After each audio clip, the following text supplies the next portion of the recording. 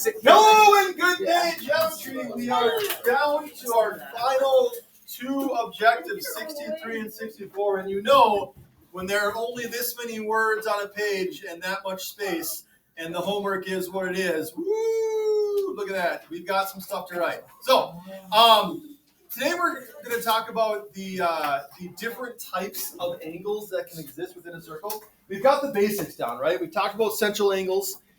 Those are angles with their vertex at the center. We talked about inscribed angles. There are other types of situations that can arise. When they do, they each kind of have their own special formula, okay? And the first one is an angle with a vertex at a point of tangency. Now, if you remember, the point of tangency is that point where a tangent line intersects a circle.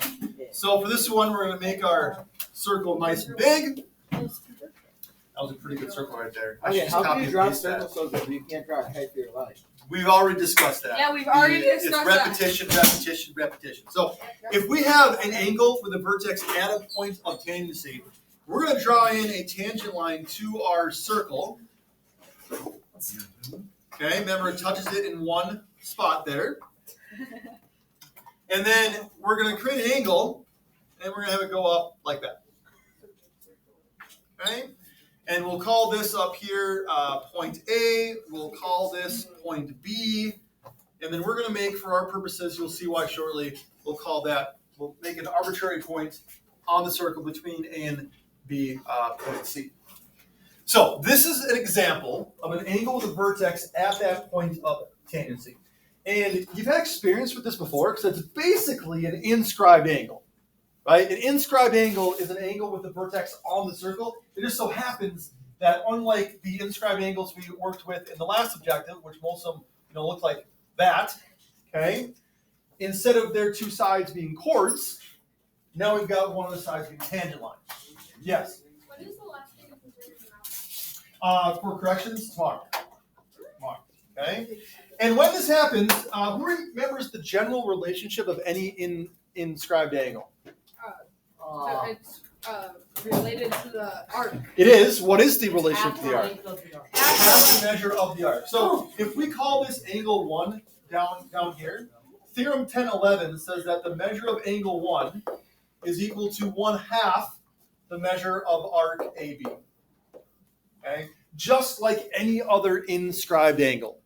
But why we specify this and why we kind of give this its own diagram is because people seem to say, whoa, that's not an inscribed angle, but it is. Because the vertex is on the circle. Even though it's a chord and a tangent, okay, its vertex is still on the circle.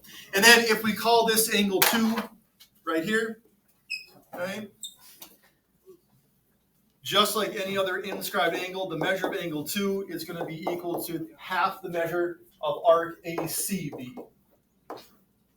Right? And we have to call it arc ACB because we're referring to this major arc happening here. That's why we just needed a point C somewhere out in space so that we knew the minor arc versus the major arc. And then, of course, what is the relationship between arc AB and arc ACB? They're congruent. No. Supplementary. No. Arc AB is half the length. No. No. One's double the other. No. Equal 360, right? Since this angle creates only two arcs here, if you know what arc AB is, instead of calculating using the angle what ACB is, you can calculate ACB by subtracting from 360 because these two arcs make up the entire circle. Okay? So a tangent and a chord, they make two arcs. And then their relationship is the same as any other inscribed angle. Questions on this? Okay. Next example. Angles that intersect inside a circle. So again, we're going to make circle. That one wasn't quite as good. Still pretty decent. Okay? Make a circle. And angles that intersect inside a circle, you're dealing with either chords or secants, right? But say we've got something like this coming down and something like that. And we're going to mark this point A, point B, point C, and point D.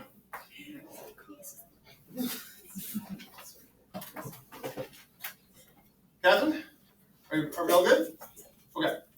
And so if we label this angle 1 here, I'm going to do it in red because I'm going to colorize some things there. Okay. The relationship of two chords or secants that intersect inside of a circle, angle 1 is equal to 1/2 the sum of the intercepting arcs. Okay. And angle 1, it creates the arc AB here. Its vertical angle creates the arc DC. Oh. Okay? And so the measure of angle 1 is half the sum of arc AB and DC. Or we'll call it CD, just for ABCD. Right? The measure of angle 1 is half the sum of the two arcs that it and its vertical angle create.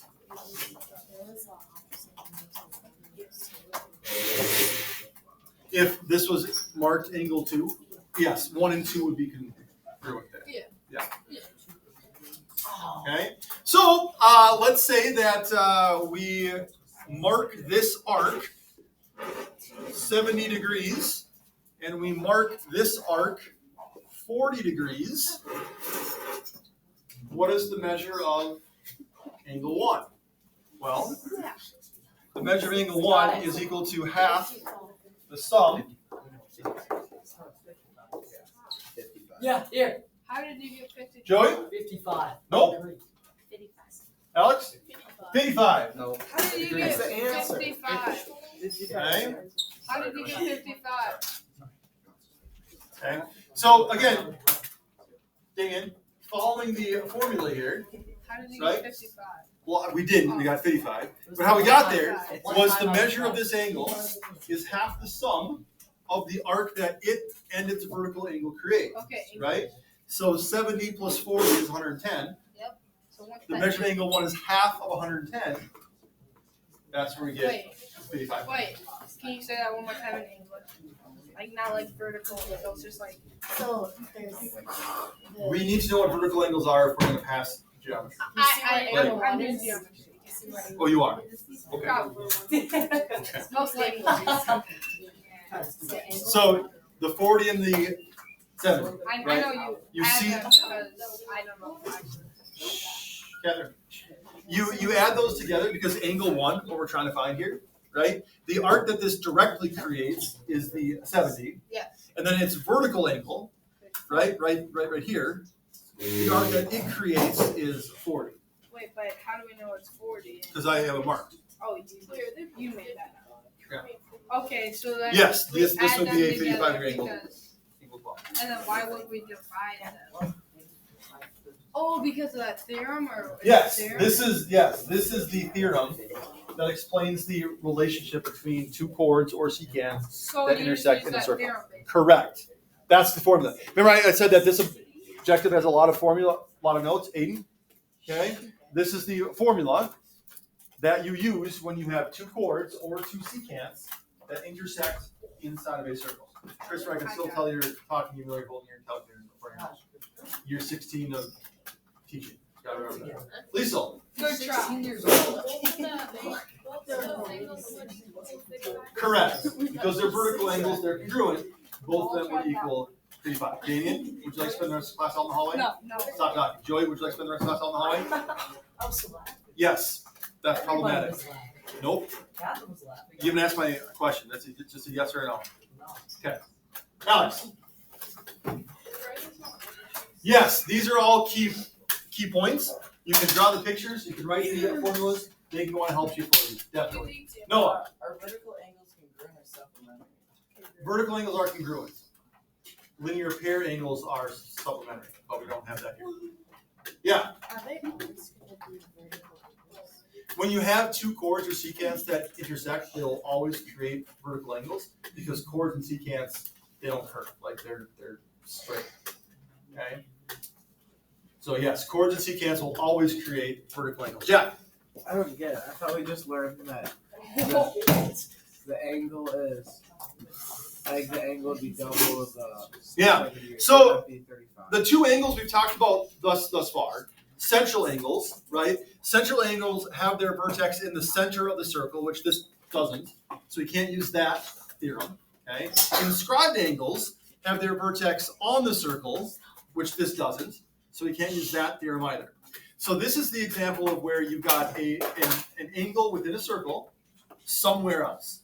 Not the center, not on the circle, someplace else. Okay? And the relationship that those angles have is this formula here. So we're learning about lots of different types of angles. Okay? And that's why, making a good help sheet, keeping up the formulas, is going to be pretty important for this upcoming test. Yeah. Quickity quick question. Yeah. I have two actually, so they're gonna be really quick. Why are there two dots there? I was helping Jack differentiate between a central angle Oh, okay, and a okay. described angle. And my other question is that since D and C are or set A, B, or D and C is one half of A, would it, okay, but would it work the same for DA and C? Yes, so if you were asked to find angle 2 here, okay, if you knew angle 1, you know that these add to the 180, so you wouldn't have to necessarily use this theorem. But yes, the relationship between angle 2 is that it's the sum of arc DA and BC. It works the other way around. Half the sum. Okay. Right? Alright. Yeah. Can't you also find angle 2 by subtracting? Yes, because this is a linear pair, if you knew what angle 1 is, 55, you'd find angle 2 by subtracting 55 from 180. Wouldn't it be one? No. I mean, using this formula? Yeah. Yes. Yeah, so Alex asked, does this work kind of the other way as well? Could you use this formula to find arc measures? And the answer is yes. In any formula, as long as you only have one thing to solve for, then you're good to go. Right? If you knew what angle 1 was, let's say we didn't know what arc CD was here, okay? But we knew that angle 1 is 55, then 55 is equal to half of 70 plus 1. 40. Right? And that's how you can solve for the arc. So in any formula, whether it's slope-intercept form or quadratic equation or any of these things, as long as you're only solving for one thing, you can use it any way that you want to. But you could do it in 70.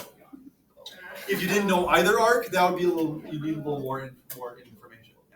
Yeah. Is there still gonna be math help even after we aren't in math? Yes, you're still welcome to come to Math Help. If you want to come to school the day after graduation and come to Math Help, No. that'd be great. Definitely. I would welcome you. Actually, Yeah. we graduate. You would not be the first if So if I still need retakes, then not like even if we end school. correct. So we can just come in at like the end of the day. That would typically be when I'm available for retakes. Yeah. Why would you want to come We to might school try the that. day To after? get the retakes done! Okay. You haven't finished your retakes yet? Type 3 Well, has not 3 all of different us. situations. Oops. Listen up. Type 3 has 3 different situations. Angles that intersect outside a circle. There are 3 ways that can happen. So we're going to draw 3 different pictures here. Okay. Ooh, that's pretty good. That's a perfect one. The first one involves a secant and a tangent. So with a common external point, we've got a tangent and a secant. Okay, and we'll call this A, B, and C here. Kind of confusing me with all these theorems. Or not theorems, all these things. It's not exactly through the middle, and no, it doesn't. Just any secant there. Okay. The second type has to do with a tangent. Hey, Okay. no. Yeah. No. I'm not good. I'm not good. You're not good. Here, I have a I messed question. up. I'm good. Now's not a good time. But if you gotta go, you gotta go. I gotta go. Okay. Someone says The second type involves a tangent with a tangent. Oh yeah, that's a good secret. Okay. So I'm gonna make this a little bit. I gotta fit a third one here, so we're gonna kind of make this. That's an oval. It is more. It's kind of like an egg, isn't it? Yeah. Okay. Very dry. So we're gonna make this A and B there. Hey, buddy, you made up for it with the one before. Yeah. Thank you. Next one's gonna be similar to this shape here. It's gonna be kind of eggy. Why? I can make it smaller, I suppose. No way, that's a circle. I know. I mean, okay, we already. No, not you, Oh, Rowan. Rowan's your like. Yes. So there are 3 types. I said that. I said before we started. I said there are 3 types. Mine. There's I drew yours, mine like yours because I thought I was draw that. No. And the third type involves a secant with a secant. A secant passes through the circle. Let's see that circle. Yes. It looks like Charlie Brown's head.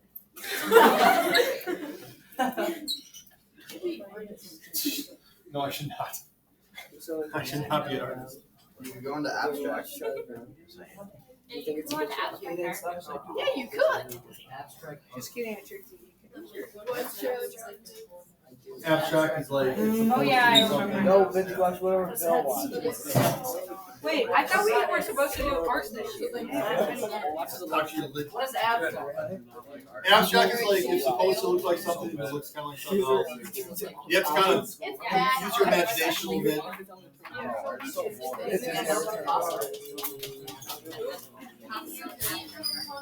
Let me cook. Okay, 3, 2, 1. You are quiet. On your page, you should have the 3 types of angles that intersect outside a circle. And when an angle intersects outside of a circle, it can either be with a secant and a tangent, as in example 1, a tangent and a tangent, as in example 2, or a secant and a secant, as in example 3. Okay? And so the angle that we're looking for here, angle 1, you can put a 1 for each of these because they're all represented by angle 1. Okay? And in each situation, you end up, the arc nearest angle 1 is the small arc. If you'll notice the 2 arcs that we have, one of them is smaller than the other one. The smaller arc is always the one nearest to angle 1. So there's a small one in the first example. This is the small one on the egg. And this is the small one in the third example. Okay? The other arc that is created is bigger. So we're going to refer to as the big arc. Okay? The big arc is in blue. Yeah, well, I Oops, can't draw. not there. Sorry. Hold on. Cover that up. There you go. Okay. Wait, why wouldn't AC be AC is not the big arc because it's not created by angle 1, right? It's only created by the secant. BC is created by both the secant and the tangent line. It's kind of in between the angle. Arc AC is outside of the angle, okay? And your formula for this, the measure of angle 1, do some black actually. The measure of angle 1, and this is true for all 3 cases, That's green, by the way. is equal to 1/2 the difference, hold on, the difference of the big and the small. Okay? In all 3 cases, every situation for which you'll have a vertex outside of the circle, the angle creates a big arc and it creates a small arc. And the measure of angle 1, regardless of how it looks, is always half the difference of the big and the small. That is a subtraction symbol. Yes. Half the difference of the big and the small. So Yes. if 1 was 4 and 1 was 1, then the difference would be 3, and then 3 divided by 2 is 1.5. You got it. What? Okay. So, putting some numbers in here. Let's say that this is this looks to be about 100 degrees here, and we'll call this about 40 degrees You're here. gonna have to prove that. Okay. What this theorem states is that the measure of angle 1 is half the difference of the big minus the small. So half the difference of 100 minus 40, or half of 60, angle 1 would be 30 degrees. Okay? Say what now? No, I actually get it. Joey, Is that a weighted stuffed animal? What? No. That. Stanley? Is he weighted? No. Well, there's stuffing inside of them. That's what makes them stuffed animal. But There's like weighted stuff. Yeah, there's like No. weighted stuff there. Like Oh, that is not one. No. What if yours is really strong? Not check that. I have a way What if yours really Hey, strong? Joey, Rip its head off. Don't rip it out. I'll just Rip it.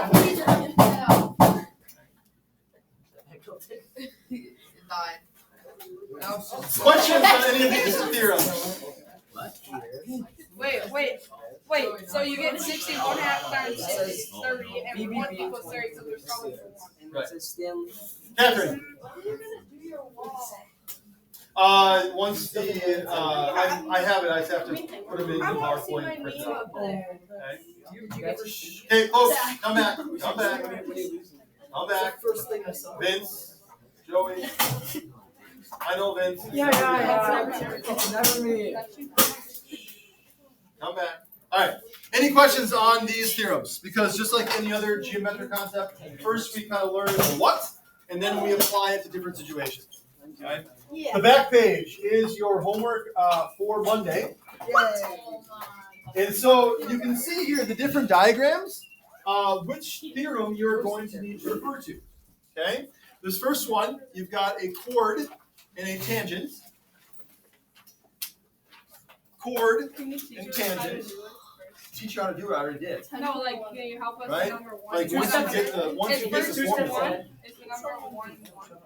Is that 100? it's not 100 degrees, no. How do you figure that out? Well, what's the theorem for a chord and a tangent? Chord and let me figure it out on myself. Okay? Wait, is it 1/2?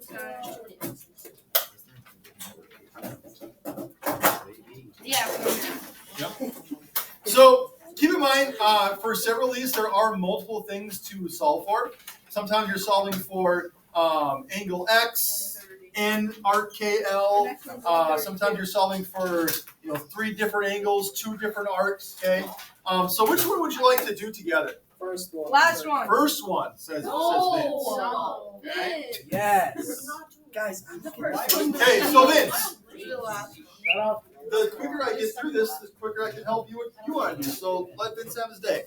Vince, we've got a chord and tangent. Look back to the previous page. What is the formula when you've got a chord and a tangent? Well, look at which picture looks similar to that. The type 1. Okay, and type 1, what's the formula? 1/2 AB. What's 145 plus 85? 1/2 of arc AB, right? Now, arc AB, okay, is the arc that's created 150. by the angle. So the arc that's created by this angle, by angle 1, is given a measure of 260. If you what? What? If you what? 1/2 and then. So half of 260 is? I don't have my calculator. You don't need it for this one. 130. 130, right? Okay? So it would be 130 degrees. Ah. All right, who else has got another one here? Last Christopher. one. Second to last. Second to last one. Second to last one. Oh boy, this looks fun. Okay, so we're given the angle here, right? So we talked earlier about how we can use this formula to find other pieces. We're actually given the angle, and we're first looking to find arc TW, okay, and then we have to find arc UV. Now, what we know, using this formula, we know that the measure of angle 1 is equal to 1/2 the difference of the big and the small, right? So if we plug in what we know angle 1 is 34. we do have values for the big arc, right? The larger arc, the one over here, UV, is 3x minus 2. And we're subtracting the smaller arc. But here's the kicker. Because that small arc has more than one term, what do we need? Oh, this one kicks. What? Thought I heard it. Parentheses.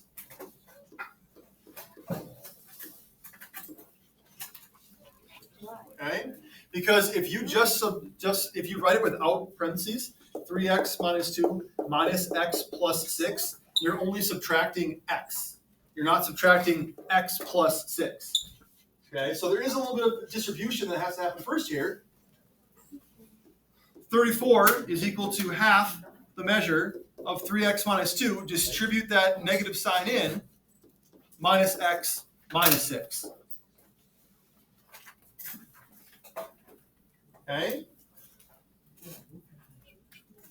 Because that arc has more than one term, when we subtract that, we have to subtract the whole thing, which means we need parentheses around it, which means we distribute that negative sign in. Right? Now we can combine like terms, and we get 34 is equal to 1/2 the difference.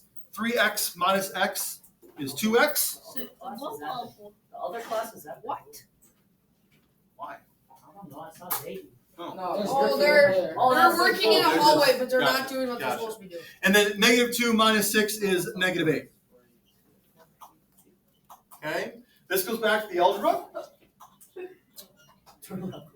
how do you distribute? Can I Now go you back? could distribute the half. Andrew? Isn't it positive 6 or or you could So divide when you 34 by distribute 2. this sign into the parentheses, negative 1 times 6. Damien, sit down, please. I'm blowing my nose. Okay? Gets you negative Sit 6. down. See, Damien, you're not blowing your nose. You didn't blow your How many nose. equals You that? went and talked to them. I told you to sit down. I'm not happy with your choices right now. Okay, here we go. Ellen. Can you divide 34 by? So you have two options here, right? You can either distribute the 1/2 in to the parentheses, okay? Or what's the same as what would your other option be? Let me just put it like that. If 34 is equal to half of 2x minus 8, what's equal to 2x minus 8? 17. You can divide both sides by half, just opposite operations, and what's 34 divided by half? 34 times a half is 17. When you divide by half, it's the same as 68. doubling it, okay? So you could either distribute that 1/2 in to get 34 equals 1x minus 4, or you could divide both sides by half and you get 68 equals 2x minus 8. Either way will get the same result, okay? You end up with x equaling 38. And once you get x equal to 38, now you can finally go back and solve for arc TW. If x is 38, 38 plus 6, arc TW is 44. And 3 times 38 minus 2, 112. Right? So this is very heavy algebra. Right? Very heavy algebra, which is why we've had more algebra reviews with this type of stuff in it, with the factoring, with the quadratic formula, How is it? and the math package, things like that. How's it 38? Go back. So what? Which step? 34 equals 1/2 2x. Okay, you can either distribute the half into the parentheses, which would give you this. Half of 2x is x. Half of negative 8 is negative 4. Okay? Or if you divide both sides by a half, that's the same as doubling, dividing by a half. So 34 times 2 is 68, and then you didn't distribute it, so that stays the same. Okay? Catherine? Is like the probably just is that what algebra 2 is gonna look like? No. What is that? Algebra 2 is going to be really, it's going to review quadratics, so parabolas, quadratic formula, things like that, square root graphs, simplifying roots, rationalizing the denominator. That's going to be the first part of it. And then it's going to get into things you haven't seen yet. It's going to get into logarithms, You'll talk about a number that is similar to pi called e. You'll talk about imaginary numbers. It's always fun. So no, this is not algebra 2. This is just algebra. Oh, no. This is what you did this last year. Not the context of circles, but you've solved equations like this before. Like this is not Yeah, I'm doing this. new algebra. Okay? It's combining like terms, it's a distribution property. You've done this before. It's just a matter of how much you practiced, how much you remember. That might make this easier. Okay? Yes, Kylie. Could we do the second one in the second row? Second one, second row. In the little time that we've got remaining, I'll get you started. Okay? So for this one, you're dealing with two chords, and so we're using the formula. The measure of angle 1 is equal to 1/2 the sum of the arcs, which in this case would be JM and KL, or LK, I suppose. Okay. You're given the measure of arc JM. You're given a value for the measure of 2x, or for the measure of RKL, 2x minus 30. And I think I do generally give this in. It's not marked, but this is a right angle, and that should help.